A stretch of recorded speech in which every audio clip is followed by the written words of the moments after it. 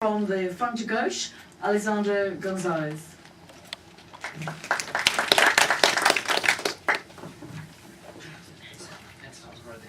Thank you, Romain, and first of all, I'd like to thank you for inviting again. We were here in October, and in this very room, and it's like very interesting to see similar faces, similar organizations, and yeah, what I'd like to do really is to highlight some of the progress that's been made from the Gauche perspective, and how that could be an inspiration in terms of next steps for solidarity across Europe. So the very first thing that I'd like to sort of highlight is the fact that we had François Hollande elected in May last year, and some people saw across Europe that the left was coming back in France with hopes on that.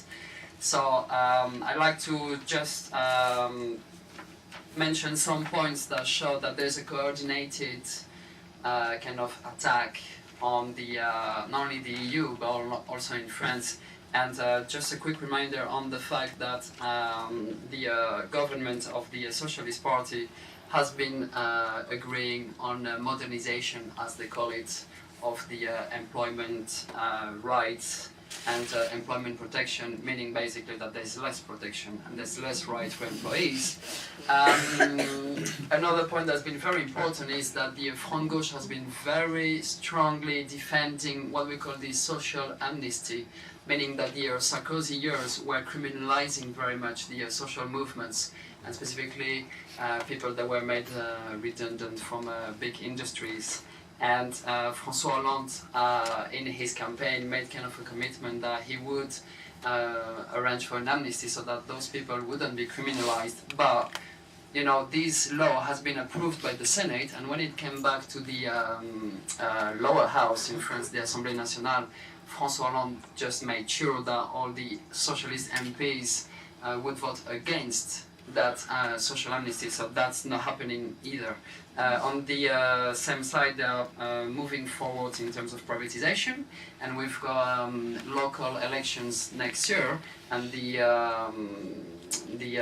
what we call technocrats, sorry, but the technocrats of the finance ministry are pushing for privatization of water supply, which is managed by the local authorities. So that's kind of general things from a socio-economic perspective. And the other very concerning point in France is the, and I think that's been mentioned a couple of times already, but the growth of the racist and very extreme right movements that are not growing only in size, but also in terms of violence. And you may have heard that 2 weeks ago we lost one of our comrades that was challenging some skinheads in the very center of Paris. And yeah, I just meant to highlight, that it's not only socio-economic, it's also on a very daily basis. People like, I think all of us here, we are activists on the ground, and we're facing, like nowadays, not only challenges, but even very violent actions. And yeah, Clément Méric is the name of this activist, and he passed away, killed by a skinhead. But anyway, what I meant to highlight is, at the same time that we see a coordinated attack on the EU and in France, we think at the Front Gauche that there is no viable answer that is not coordinated on the same way. So there's various ways of actions, and we know that here in the audience, and when we'll get back to our daily life, we'll have this difficult question, what are we going to do on a daily basis? And the way we see it is that we need to have individual actions as much as collective actions, and institutional actions and international actions. So it's a big job, everybody agrees on that, but there's no local action without global thought. And what I'd like to highlight maybe is a couple of points that we've at the Front Gauche have been doing lately, and specifically what we call the Assise Citoyenne, which is sort of a citizen movement that was promoted by the Front Gauche, where we invited all kind of organizations that were keen on promoting our agenda. And our agenda is very simple, and I know not everybody speaks French, but it's two words, l'humain d'abord, meaning humans first. And really what was this Assise Citoyenne is a global, I mean, we invited all possible organizations to defend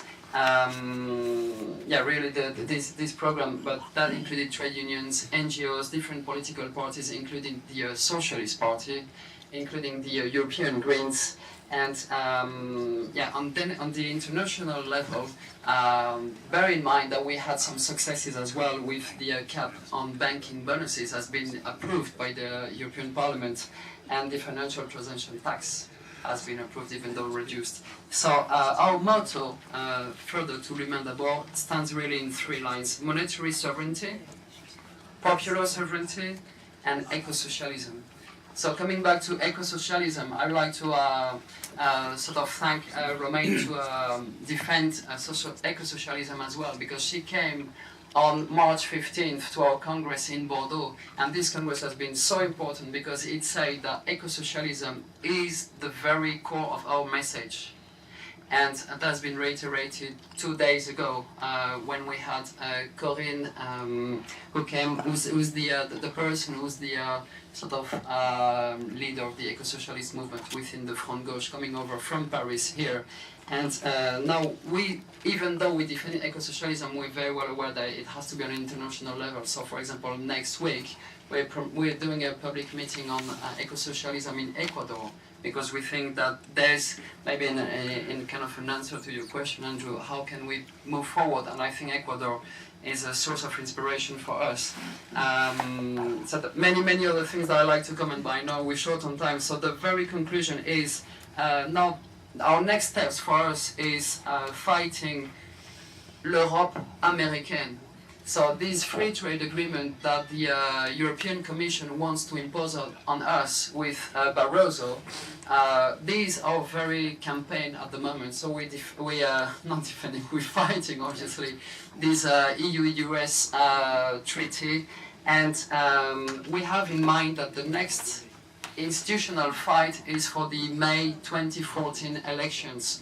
So for those who doubt about voting, please register, engage yourself, or whatever I'm not too sure that the best way to do it, but let's get rid of this Barroso Commission. Let's get rid of the right in the Parliament, in the European Parliament, and for that, let's defend the unitary movement that we're defending here today.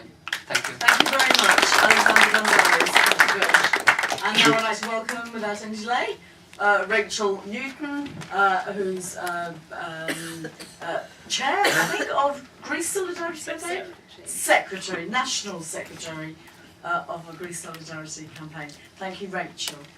Thank you. I'm really pleased to be here today speaking for the Greece Solidarity Campaign. I'd actually prepared a 10-minute speech, so I'll just try and talk very quickly and get through it, because I know Romain will speed me up. The simple aim of the Greece Solidarity Campaign is to offer political and practical solidarity to all those fighting austerity and its terrible effects on the people who live in Greece. I've been to Greece twice as part of solidarity delegations, including last March, where we had a joint delegation with the Fire Brigades Union. We visited, as well as political and trade union leaders opposing austerity in Greece, we met with public service and community activists who are resisting and organising solidarity within communities.